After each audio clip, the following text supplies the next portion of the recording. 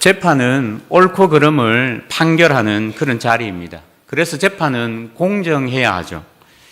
공정한 재판을 위해서는 무엇보다도 공정한 재판관이 필요합니다. 그래서 우리는 재판관에게 선악을 잘 분별할 수 있는 분별력과 높은 도덕성을 요구합니다.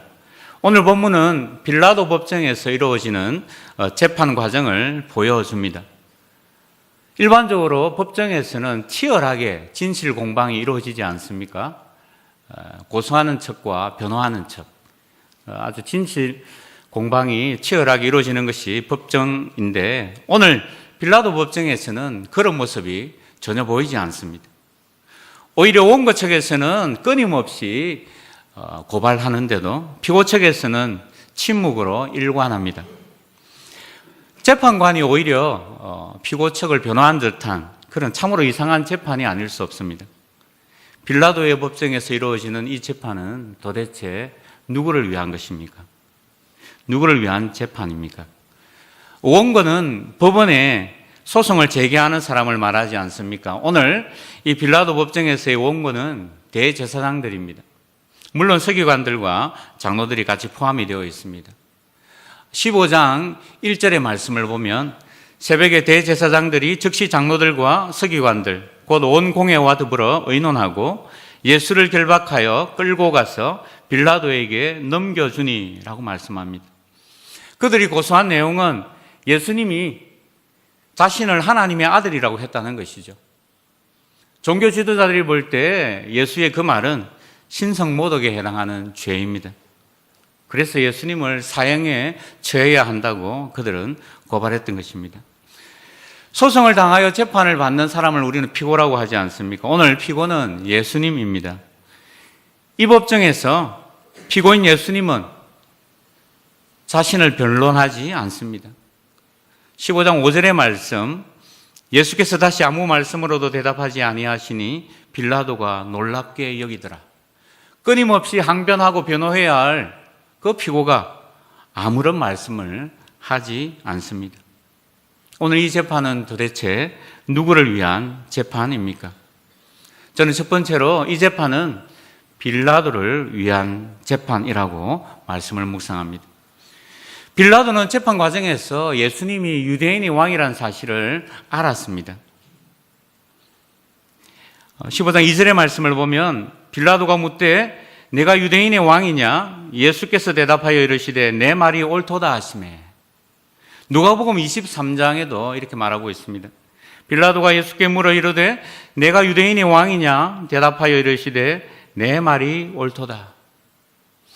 예수님의 대답을 들은 빌라도는 예수님을 유대인의 왕으로 부르기도 합니다. 그뿐만이 아니라 빌라도는 예수님이 죄가 없다는 사실을 또 알았습니다. 누가복음 23장 4절의 말씀이죠. 빌라도가 대제사장들과 무리에게 이르되 내가 보니 이 사람에게 죄가 없도다 하니. 빌라도는 예수님이 죄가 없다는 사실을 알았고 또 그렇게 말하고 있습니다. 빌라도는 예수님을 신문하면서 예수님이 갈릴리 출신이라는 사실을 알게 됩니다. 그리고 그곳에서 소동을 일으켰다는 사실을 알고서는 갈릴리를 다스리는 헤롯에게 예수님을 보냅니다. 헤롯은 예수님을 신문했지만 아무런 대답을 듣지 못했죠. 그래서 다시 빌라도에게 예수님을 되돌려 보냅니다. 오늘 우리가 읽은 본문에는 나타나지 않습니다만 빌라도는 다시 돌아온 그 예수님을 대제사장들과 관리들과 백성들에게 무죄하다고 말합니다. 누가복음 23장 14절에도 동일하게 이야기합니다. 이 사람에게서 죄를 찾지 못하였다. 빌라도는 예수님이 죄가 없을 뿐만 아니라 유대인의 왕이라는 말을 직접 들었던 자입니다. 그래서 그는 예수님을 놓아주려고 처음에는 참 애쓰고 노력했습니다. 그러나 무리들의 반대에 부딪혔죠. 대제사장들의 사주를 받은 무리들이 빌라도를 향하여 예수를 못 박으라고 외쳤고 그 함성에 그는 그만 굴복하고 말았습니다. 총독이라는 자신의 지위를 잃을까 봐 무리들의 함성에 굴복하고 불의한 판결을 내렸습니다. 15절의 말씀이 그것을 이야기합니다. 빌라도가 무리에게 만족을 주고자 하여 바라바는 놓아주고 예수는 채찍질하고 십자가에 못 박히게 넘겨주니라. 빌라도는 어쩌면 이렇게 항변할 수 있었을 것입니다. 나도 처음에는 예수를 놓아주려고 했다. 내 마음은 예수를 석방시키고 싶었다. 하지만 무리들의 요구에 어쩔 수 없었다. 내가 그러지 않았다면 폭동이 일어났을 것이다. 이렇게 항변하면서 말이죠. 그러나 누가복음 23장에도 말씀하시는 것처럼 빌라도가 예수를 때려서 놓겠다고 그렇게 했지만 십자가에 못 박기를 요구한 그 무리들의 목소리가 이겼다고 기록하고 있습니다. 마태복음 27장에서도 비슷하게 이야기합니다. 무리들의 외침을 듣고 밀란이 날까 하여 손을 씻고 이 사람의 피에 대하여 나는 무죄하니 너희가 당하라. 이렇게 이야기하고 십자가형을 언도했다고 기록하고 있습니다. 이 재판은 비록 빌라도가 십자가형을 언도하긴 했지만 이 재판은 빌라도에게 기회를 준 빌라도를 위한 재판이었습니다. 그는 예수님을 직접 만났습니다. 그리고 예수님에게서 귀한 말씀을 들었습니다. 예수님과의 대화를 통해서 예수님이 무죄하시고 예수님이 유대인의 왕이시라는 사실을 알게 되었음에도 불구하고 그는 예수님을 믿고 따를 수 있는 그 놀라운 기회를 그만 잃어버리고 말았습니다. 빌라도에게 주어진 놀라운 기회, 빌라도를 위한 재판이었지만 빌라도는 예수님을 구주로 믿지 못했습니다. 이런 빌라도를 보면서 오늘 이 새벽에 우리가 교훈을 얻기를 원합니다. 빌라도는 예수님을 만났고 또 예수님의 말씀을 들었고 예수님과 함께한 시간을 보내었지만 그는 예수님을 구주로 믿지 못했습니다. 오늘 우리의 모습은 어떠한지요? 주님을 제대로 만나고 그분의 음성을 듣고 또 그분과 함께 교제하고 있는지요? 이 고난주간은 주님과 깊이 만날 수 있고 교제할 수 있는 기회입니다. 빌라도처럼 그 기회를 놓치지 마시고 이 새벽에 나온 우리 성도님들은 주님과 깊은 교제를 나누고 그분의 은혜에 사로잡히는 이 기회를 붙잡는 여러분들이 되시기를 바랍니다. 두 번째로 이 재판은 바라바를 위한 재판입니다. 7절 말씀. 밀란을 꾸미고 그 밀란 중에 살인하고 체포된 자 중에 바라바라 하는 자가 있는지라. 바라바는 아람어로 아버지의 아들이라는 뜻입니다. 이름이 참 독특하죠. 하나님의 아들이신 그 예수님의 신분을 연상케 하는 그런 이름입니다. 아버지의 아들, 그게 바라바의 뜻이죠. 다른 사본에 보면 예수 바라바라고 기록되어 있습니다. 아버지의 아들 예수, 하나님의 아들이신 예수 하고 얼마나 이름이 같은지 모릅니다. 이런 비슷한 이름을 가진 바라바였습니다. 그는 사실 일반 죄수가 아니라고 그렇게 많은 학자들이 이야기합니다. 민중의 지지를 받고 독립을 위해서 그렇게 애썼던 민족주의자, 로마에 항거한 열심당원이었을 것이라고 일반적으로 이야기합니다. 이런 자가 바라바였다면 그 당시 로마법에 의해서 아주 엄중한 판결을 받을 수밖에 없는 그런 자라고 볼 수 있습니다. 빌라도 총독은 유대를 다스리면서 유대인의 절기와 전례에 대해서 아마 자연스럽게 알게 되었을 것입니다. 이런 절기에는 죄수 한 명을 석방시키는 그런 특별 사면이 이루어졌습니다. 빌라도 재판관은 이 이스라엘의, 이 유대의 이 전례를 이용해서 죄 없는 유대인의 왕이신 예수님을 놓아주고자 했습니다. 9절 말씀. 빌라도가 대답하여 이르되 너희는 내가 유대인의 왕을 너희에게 놓아주기를 원하느냐 하니. 빌라도는 바라바와 예수님 중에 너희가 선택하라. 누구를 석방하고 누구를 십자가에 메어 달게 할 것인지 처형할지를 너희가 선택하라고 이야기합니다. 왜냐하면 빌라도는 대제사장들이 시기심에 의해서 예수님을 넘겨줬다는 사실을 알고 있었기 때문입니다. 10절 말씀이죠. 이는 그가 대제사장들이 시기로 예수를 넘겨준 줄 알미러라. 심각한 죄가 아니라 종교 지도자들의 그 시기심 때문에 예수님을 넘겨줬고, 그것 때문이라면 예수 대신에 바라바를 풀어달라고 분명히 할 것이라는 사실을 알고서 그렇게 질문을 던진 것입니다. 그런데 결과는 달랐습니다. 우리가 아는 대로 11절에 그러나 대제사장들이 무리를 충동하여 도리어 바라바를 놓아달라 하게 하니, 빌라도가 예를 썼지만 바라바를 놓아달라는 군중들의 요구에 결국 굴복했습니다. 오늘 읽었던 성경 6절이 시작되는 그 말씀에 보면 이 재판이 언제 열렸는지를 잘 보여줍니다. 6절을 시작하면서 명절이 되면이라는 말로 시작합니다. 여기서의 명절은 6월절을 가리키죠. 이집트에서 종로로 타던 그 이스라엘 백성들이 해방된 그것을 기념하는 절기가 6월절이지 않습니까? 죽음의 천사가 이스라엘 백성들의 집을 그냥 넘어감으로 말미암아 장자와 가축들의 처음 난 것이 죽지 않고 죽음을 면하게 된 그날을 기념한 날입니다. 사실 장자와 가축들의 처음 난 것을 대신해서 어린 양들이 죽음을 당한 날이기도 하죠.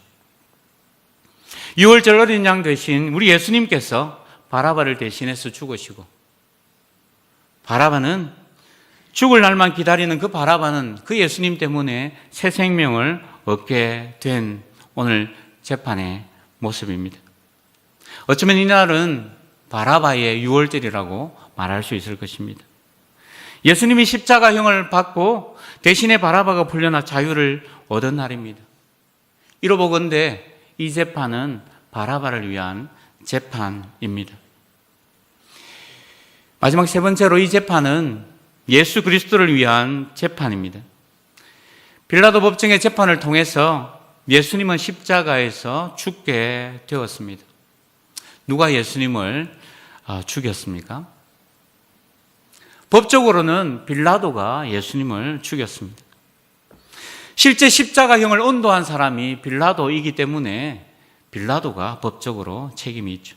그래서 우리는 사도신경을 고백할 때마다 본디오 빌라도에게 고난을 받으사 예수님이 십자가에서 죽으셨다고 고백하지 않습니까? 법적인 책임은 빌라도에게 있습니다. 그러나 표면적으로는 무리들이 예수님을 죽였습니다. 종교 지도자들의 그 사주를 받았어. 그 충동질에 놀아나서 예수를 십자가에 못 박으라고 외쳤던 그 외침을 무리들이 했기 때문에, 그 외침 때문에 결국 예수님이 십자가에 달리셨습니다. 그리고 이면적으로는 종교 지도자들이 예수님을 죽였습니다.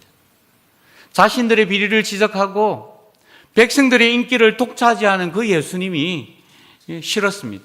종교 지도자들은 시기심이 났습니다.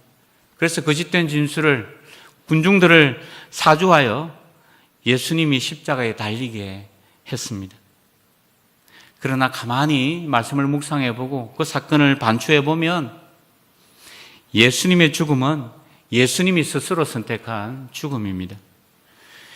예수님 자신을 시험하러 온 많은 사람들에게 예수님은 말씀으로 그들을 부끄럽게 만들었던 탁월한 달변가이고 설교자였습니다. 하늘의 정군 천사를 동원하여서 불의한 자들을 모두 쓸어버릴 수 있는 능력을 가진 분이 예수님이십니다. 이 불의한 재판, 이 재판을 뒤집어 엎을 수 있는 능력을 가진 분이 예수님이십니다. 말씀으로도 능히 이길 수 있고 능력으로도 능히 바꿀 수 있는 그런 분이 예수님이시지만 주님은 그렇게 하지 않으셨습니다. 예수님은 도살장에 끌려가는 어린 양처럼 침묵으로 불의한 재판을 순순히 받아들이셨습니다. 자기 백성을 구원하기 위한 메시아의 사명을 가지고 오셨기에 주님은 그 길을 묵묵히 걸어가셨습니다.